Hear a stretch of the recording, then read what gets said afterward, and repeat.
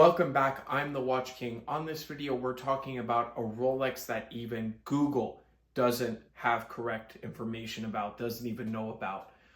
So without further ado, this one, we are jumping right into it. This is the piece in question, right? I've reviewed this piece, but when I have, it was extremely hard to find information about this watch. This watch had such a low production. It's actually insane. And all the information on the internet, Google just doesn't know anything about this watch. So let's hop straight into it. This particular watch is the Oyster Date Precision reference 6094. 6094 is a very significant reference because it's the very first reference that Rolex ever released on the Precision. The Precision was a line that was supposed to come out before Tudor was prevalent, right? And it was supposed to be the cheapest way to get in. Hans Wilsdorf knew by 1950, by the release of this watch, that Rolexes got expensive and not the everyday man could not afford the Rolex, right? So he created this watch to be the entry point, right? So there's no fancy chronometer certification here. There is just a hand wind, bare bones stainless steel watch that is good for everyday use.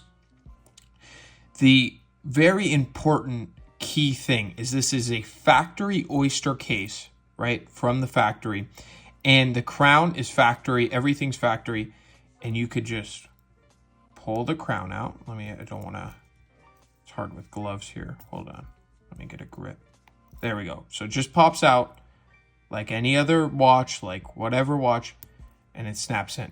So it's a push-pull crown, factory Oyster. Now, this is the only example of a watch that I know that has a push-pull crown that's factory, right? So the misconception with this watch is, number one, the production numbers. They reset in the 50s. In 54, 55, I believe, was a reset of all their numbers. So Google, and I'm going to pop up Google's thing, Google says that this watch came out in, 1950 was production and 1962. Now that's wrong, or 1961, But either one, what Google says, that's wrong. They didn't not produce this watch for 12 years and suddenly produce it.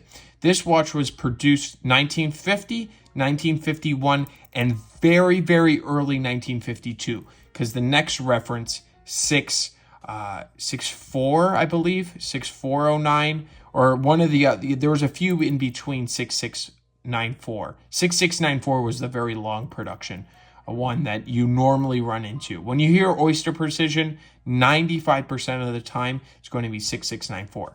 Now, what's special about this watch is that they overproduced these cases, right? They knew that the non-screw down crown was a flaw.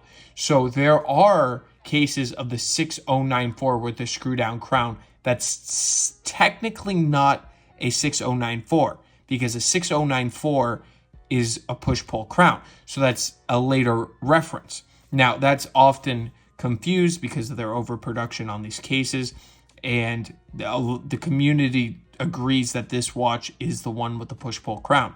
Now, another thing with this watch is the full, the date is always red. It's not roulette. It's always red. It came like that from factory. The hands, as you can see, are sword hands. This one is a non-luminous dial. All original, never refinished.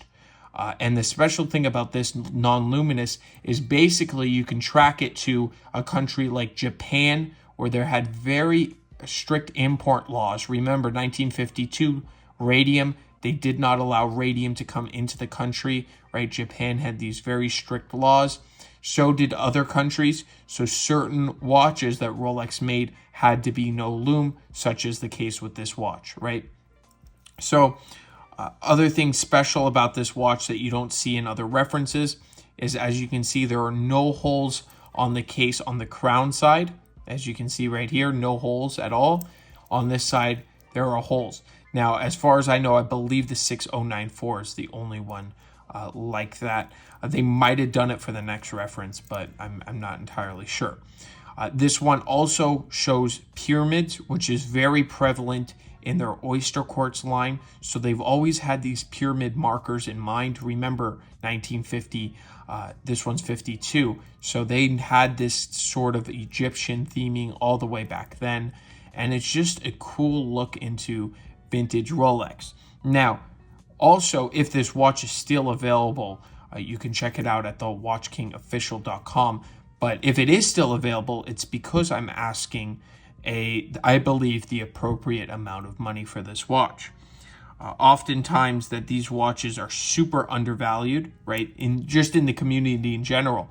And every watch on Chrono24 as of making this video is all fake. Like it's not in a fully original factory state. There's screw down crowns.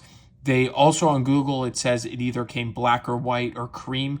They've never came, cream just happens over time. They don't come cream factory. And they also don't come with honeycomb or anything like that. They only came black or white and then different. As far as I know, I've never heard of a cream example coming out factory. That's just what happens to the actual watch over time. Now, this is something that pretty much all watches have, especially without a screw down crown, is this patina, and it has patina perfectly. There's one scratch right there, and I didn't want to get it refinished because the dial is original, right by that 3 o'clock, by that date window. But that's the only thing, right? And that could have been done in servicing. It runs perfect. It's serviced, everything. And you'll also notice this bracelet. It's riveted, but it is a later bracelet. This one is 62. So the bracelet's 62. The watch is 52. So it's a 10-year difference. It might even be later, the bracelet. We can actually, these older bracelets we can check together. It says, might have been 66. I got this. Fourth quarter of 1960, fourth of 66. So it is 1966. Doesn't matter. The end links would have been the same, 57. They fit perfectly. 19 millimeters across. So I think that this is a gem, and nobody will even recognize the difference between this and a 6694, right? Very few people. I don't want to say nobody, but there is there are, of course, the watch people. So I really like this. It flies under the radar. It's a lot more money than the regular ones, and it's just super light on the wrist, and I like that personally. It's super easy to wear, and it's just something that I keep saying the word super because it's great. It's just a great watch in general. I prefer it on bracelet, but strap also works. I just think it looks so nice on this riveted bracelet. I had to go out and buy one for this watch because, wow, I just think it's really special.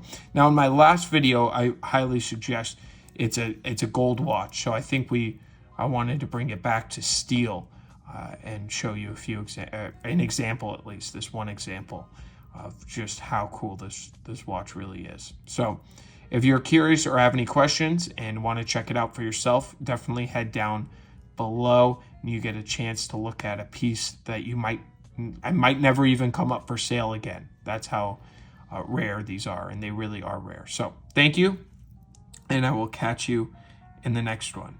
Have a great day.